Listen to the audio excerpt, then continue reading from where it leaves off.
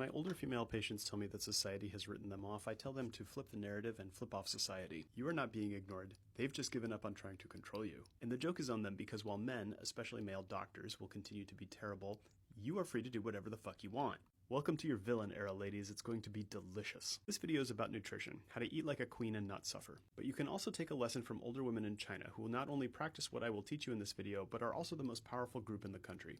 My business partner lives there, and he loves telling me stories about how during COVID, when the entire country was in lockdown, throngs of aunties would just arbitrarily decide that lockdown was over for the day because they needed vegetables, or they needed to play mahjong, or they needed to just go for a walk, and the entire Chinese army would not dare to stop them. COVID is now over, but you still have to watch out because sometimes a horde of like 30 women will flood into a Starbucks and just take all the tables, and you've got to get out, and you best not try to fight it if you value your life and dignity. Now, I've been getting in trouble lately for justifying moderate red meat consumption to menstruating age women to improve their health. I can deal with the hate, I'm just dropping facts. But the great news is that once your uterus submits its letter of resignation, you are pretty much free to eat whatever the fuck you like within reason. There used to be a specialty in medicine called gerontology, doctors for old people. There still is in places where elderly people are celebrated.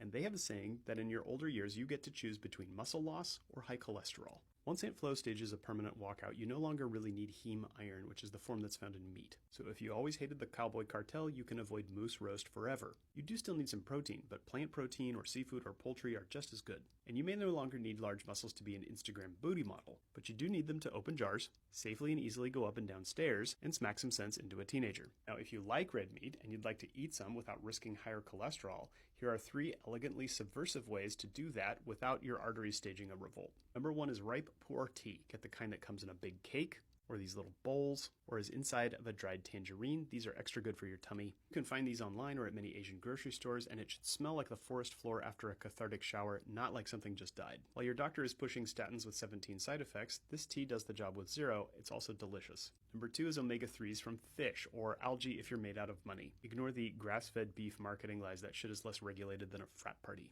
Do eat salmon, or sardines or mackerel, or take a high-quality omega-3 fish oil supplement. You want to get at least 1,500 milligrams a day of EPA and DHA.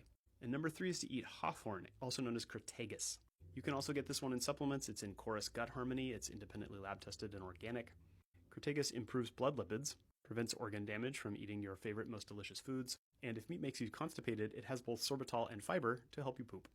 And here's the part nobody really talks about at wine night. Everything that happens to your body during menopause isn't necessarily a decline. I prefer to say your body is restructuring itself to be free from societal oppression.